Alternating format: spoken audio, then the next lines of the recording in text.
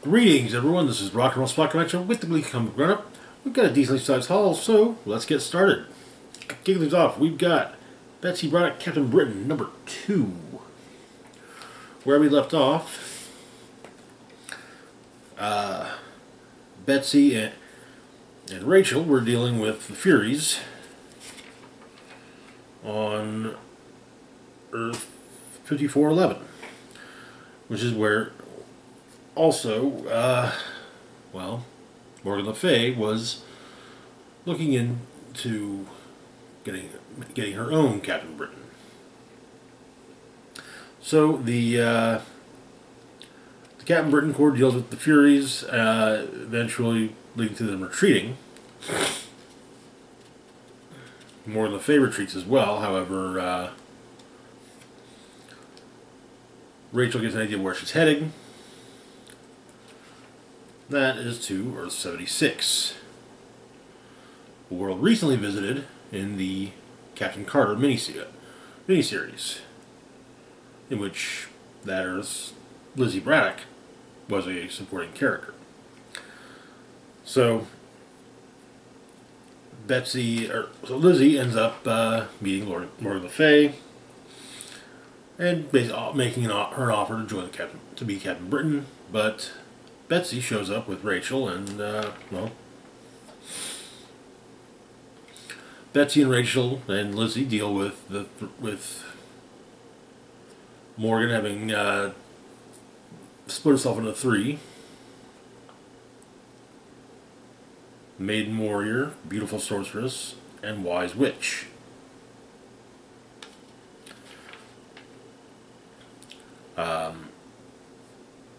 Morgan manages to incapacitate Lizzie with magic, but the day is saved for the moment by the arrival of Lizzie's co-worker, Captain Peggy Carter. Morgan escapes, returning to Earth 616.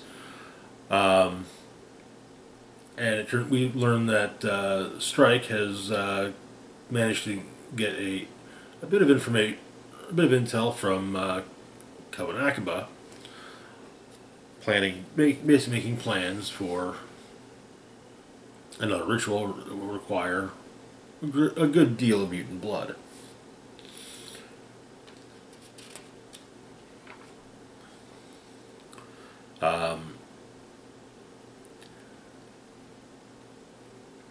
Betsy and Peggy talk about things while Lizzie is recuperating. But Peggy sits down for a nap, wakes up and sees Lizzie, Betsy, and Rachel all dead, and is offered power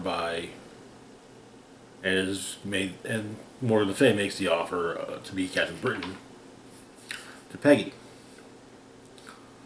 Thinking her friend and her newfound friend's dead, she accepts, and Betsy and Peggy duke it out. However, Betsy's able to save restore full control of Peggy's faculties to herself with her psychic knife. However, back on Earth 616,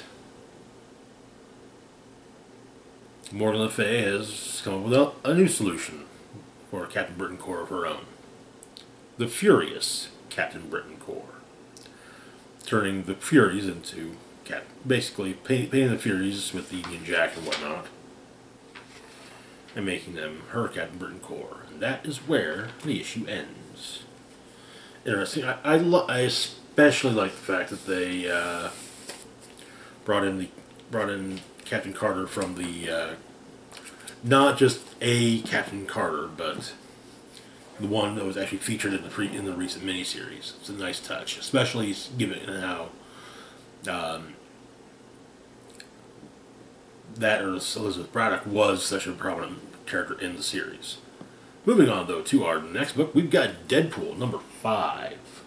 Where we left off,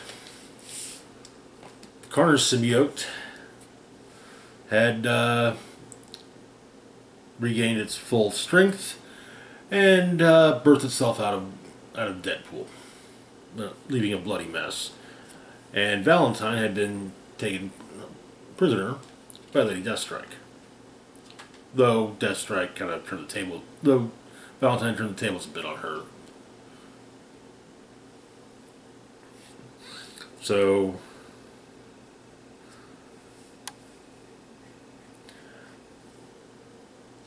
Harrower is rather pleased with the fact that Carnage, and it's not just Carnage, but Cletus Cassidy Carnage is back, and but well,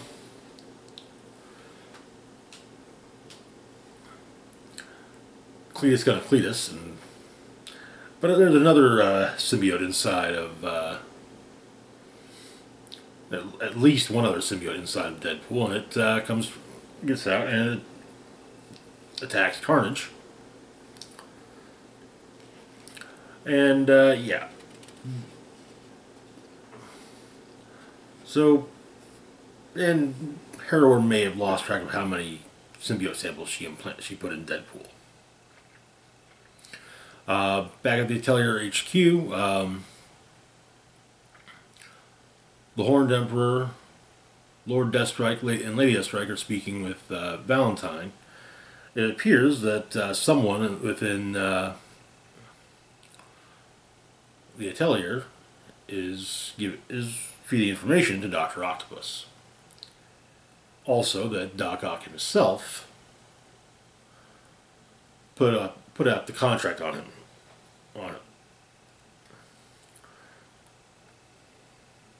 But we also learned that Valentine did not, in fact, poison Lady Deathstrike, and they go to rescue Valentine's boyfriend, Deadpool. The recent symbiote that popped out of Deadpool has taken a more canine appearance, and is fighting one of Harrower's creations. Deadpool gets involved when his symbiote dog pukes up his swords, and well, re-enters the fray alongside Deathstrike and Valentine.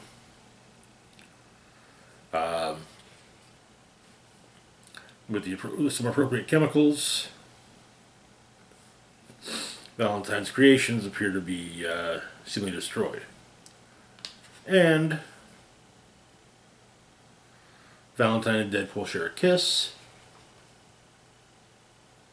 Harrower is reborn inside a flower within the burning wreckage. And Doc Ock receives a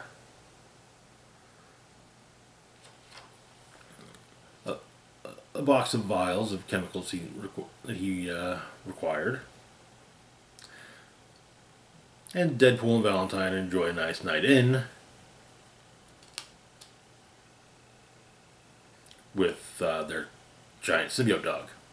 And it turns out that, yes, Dr. Octopus does in fact have an inside source with the Atelier, Valentine himself. But the Atelier have opted to go to war.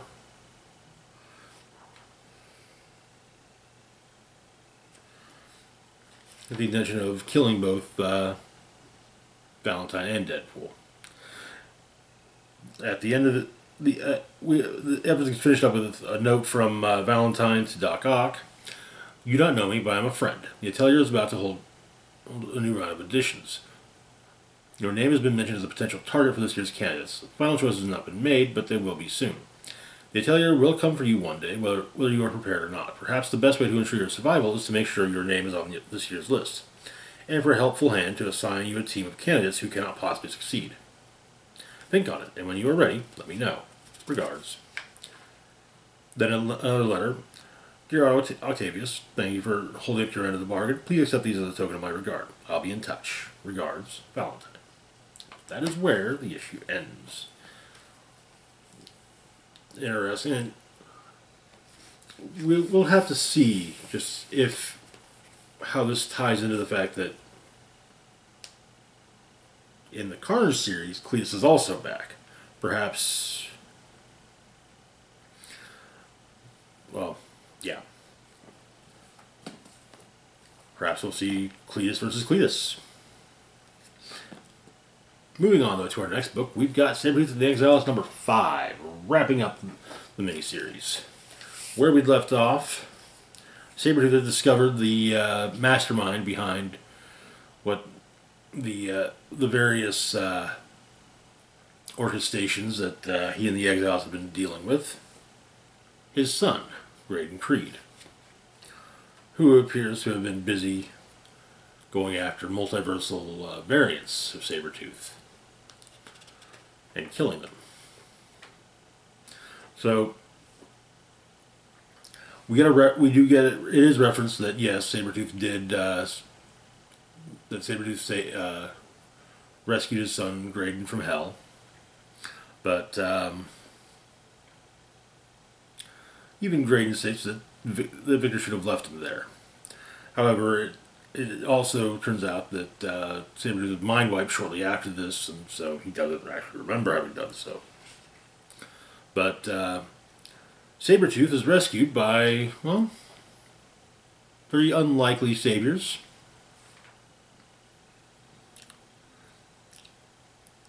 The Victor Creed of Earth 203, the Sentinel of Rough Justice himself, Captain America. Victor Creed of Earth 12, the baddest of bad boy celebrities. And Sabretooth of Earth 912, the Savage Sabretooth, who appears to be a combination of Shannon the She-Devil and Sabretooth. I would guess Victoria Creed, perhaps? Third Eye attempts to get in touch with Sabretooth, but, well, Sabretooth can't feel his arms and legs at the moment, so can't really help. Back at Station 4,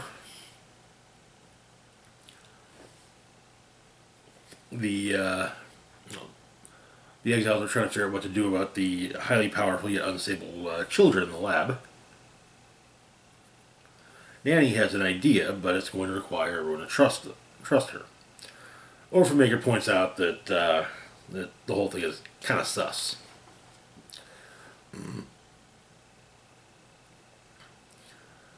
The three Sabretooth variants remove the Barrington coil from within Sabretooth and go after Graydon, who still has all the bodies of the Sabretooths he's killed, without their heads. Can't get rid of the trophies. And intends to use them as a headless army.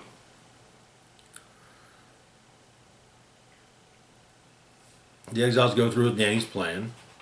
The basic idea being that revert everyone to a more childlike emotional state, so that the children will see, mutant children will see them as children as well, not as adults, and therefore not attack. The Sabretooth variants find the device that pulled them from their realities when they're attacked by the Headless Sabretooth army. But 616 Sabretooth shows up and goes after, and manages to mess up Graydon pretty well, making it so he can't control his army. We have a text page explaining that the Exiles are now referring to themselves as the Maroons and giving a history for that.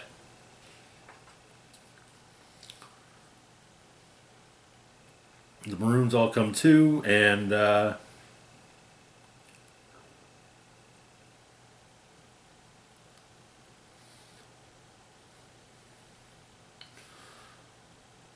they're not entirely down. They don't entirely like the idea of Nanny raising the incredibly powerful mutant babies as she sees fit, but Yeah. Necra explains that she has a final punishment for Sabretooth, the Death Seed. Should it come to that. Barrington and the Creation escape. As do... And Sabretooth and his variants also escape. Including the Headless Ones. And they all escape together. Looking like they're going to be doing... going to be a team of Sabretooth variants. Weird. That is where the series ends. The last page, the regular next issue page says that Sabretooth and the Exiles will return, so we'll have to see. This is a fun series. As much as I wouldn't go as far as say my thoughts on Sabretooth are always complicated. He's a good villain. Especially as being Wolverine's nemesis. And sometimes when attempts are made at making him not the worst, they work. And this was definitely one of those times. The rest of the book, the rest of the characters were great. In the book were great. It was also quite nice to see Danny Orphanbaker back after Hellions. But anyway, moving on to our last book for the moment, we've got X-Men Unforgiven. Spinning out of the recent Spider-Man Unforgiven one-shot. Where we left off, police in Maine found some dead mutants in a storage container. In a cargo container. But the bodies were exsanguinated. The X-Men were called in because mutants, and well, they called in their own consultant on vampires. Former vampire Jubilation Lee, aka Jubilee. So, the X-Men, in this case Jean, Jubilee, Rogue, and Wolverine, have gone to Holy Trinity Cemetery, a base known as the Mausoleum. It was an old auxiliary Avengers base. Jubilee's fairly certain that Captain America gifted it to the Forgiven. But they discuss what's happened. That their leader, Raizo Kodo, was killed by a former member of the Forgiven. The X-Men bring up what led them there, and a legend within the vampire community is explained: the curator, the cleaner.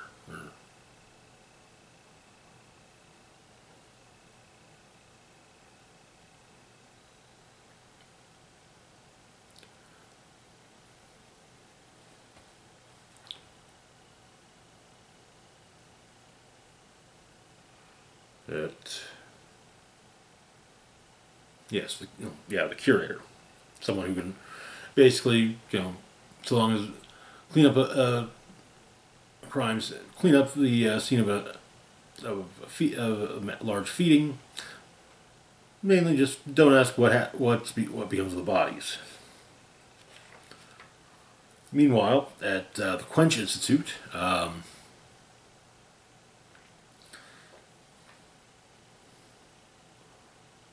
Bobby Quench is welcoming a new group of initiates, and basically, however, they're just offerings to the vampires he has under his control, and well, they feed, and he feeds through them feeding. However, the member they had within the Forgiven does not partake, and in fact tries to help one of the new people escape.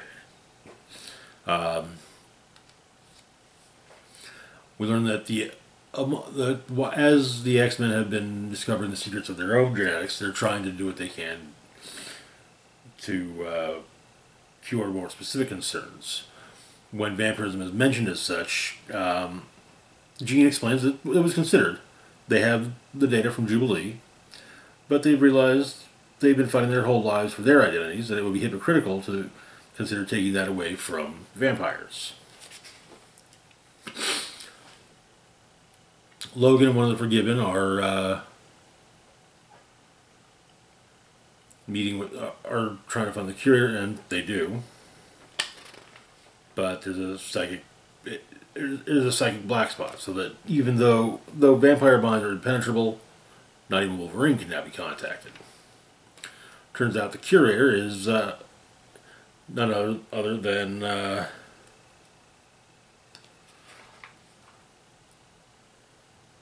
Roy Powell, the man who found Frankenstein's monster, and has been replicating the experiments on himself to a degree. But Corey, who killed Raizo Kodo, is followed home by the receptionist at the Quench Institute, while the Forgiven and the X-Men deal with Roy Powell and the various body parts he's basically Frankenstein together. However,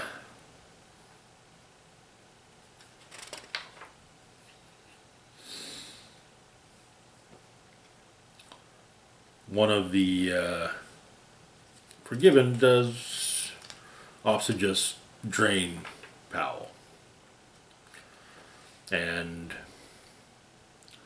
they're now no longer sure of their place in the world. It's not realizing that that's not something any of them would have done if Raizo wasn't dead. They ask the question: what if they're just monsters, not saved monsters, just monsters? But the Forgiven leave by their mist forms, and Janice tracks Corey to the Forgiven's base. However,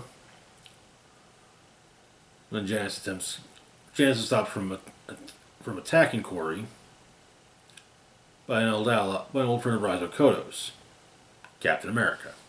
And that is where the issue ends. The issue ends with their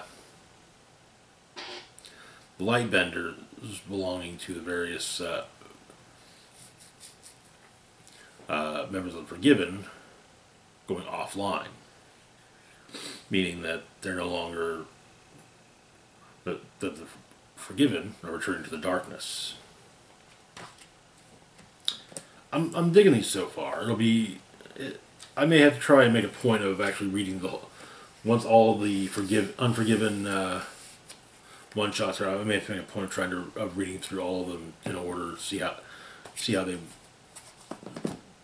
get a better idea of how the story meshes together. Anyway, that's going to do it for now. As always, feel free to like, share, and subscribe. Links to my Facebook, Twitter, Patreon, and PayPal can be found in the description box down below. This is Rock and Roll Spock signing off saying, live long and rock hard.